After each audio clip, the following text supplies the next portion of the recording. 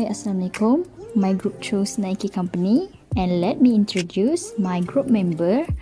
My name is Nur Fazira. Next, Nurfarna Suha, Delfina, Arisha Nabila, Siti Rashikin, and Wanur Ain.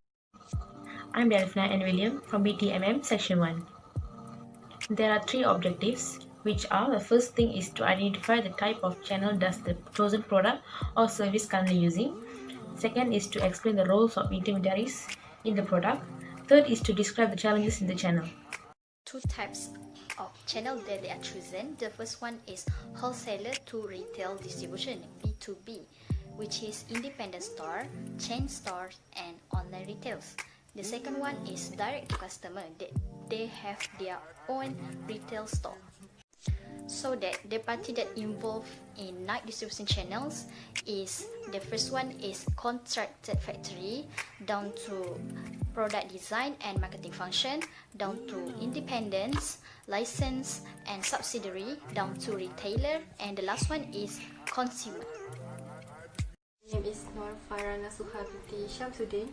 My matric number is 01619100326. The first role is physical possession or ownership. For these roles, the retailer are utilized to assume ownership of Nike products. The Nike product can be seen in Malaysia retailers such as in JD Sport, Al Ihsan, and also in Lazada. The second roles of these intermediaries is promotion. The retailer must promote the Nike product. For this part, retailer must utilize the online function for the sale of Nike products. The third roles in these intermediaries is financing. Many shareholders are taking in part in this company. Shareholder can get the interest in the success and the share value of the company. The last roles of these intermediaries is risk taking.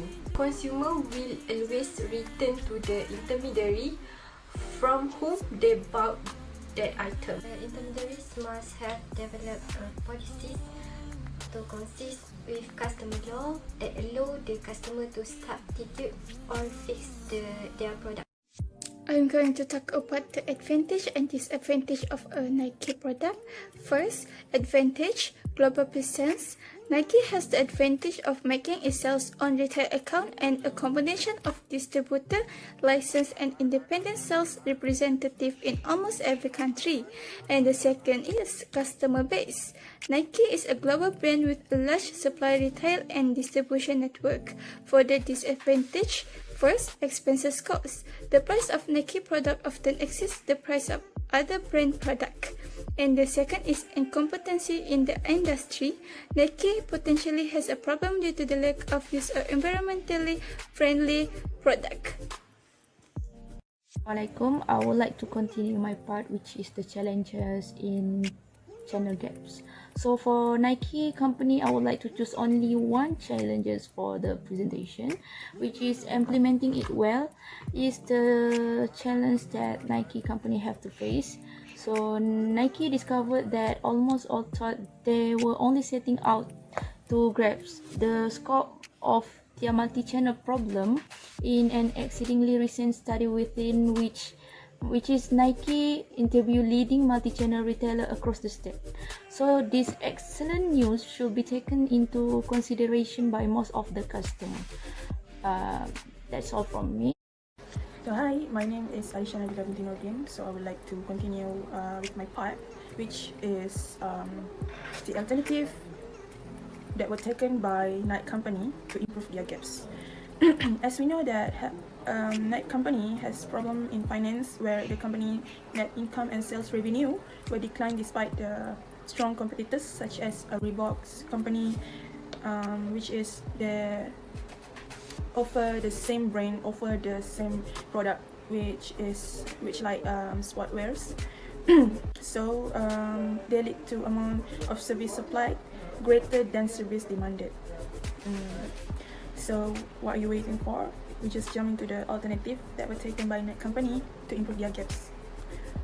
For the first one is they offer e-commerce capabilities to their customer, and then they're spreading through the internet networking, which is this use the internet to promote their products and their production. So they're also transferring production to people's offshore facilities, and then they're sponsoring the Summer Olympic.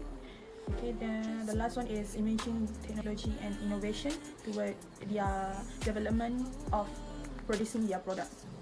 So it's going to help them improve the gaps. Thank you. SWOT analysis. First is strength. Under strength, there are strong brand awareness, huge customer base, aim for sustainability. Second is weakness. In weakness, there are poor labor conditions in foreign countries, pending debts, and lack of diversifications. Third is opportunity. There are emerging markets, innovative products, and customer direct strategy. The fourth is threat. Counterfeit products, increase competitive pressure, and patent disputes. Conclusion. In short, Nike's distribution channels can be primarily divided into two categories. The first one is selling products to wholesalers in US and international markets. Second is direct to consumer, which is DTC sales. The company invests intensively in R&D, research and development for new technologies and their applications for existing product lines depending on consumer preferences. Although the brand is still in debt, the next few years looks promising. Nike has grown exponentially in the last decade, from releasing new products line to the building new brands, to outsourcing, the establishing a global presence alone in an extraordinary achievement.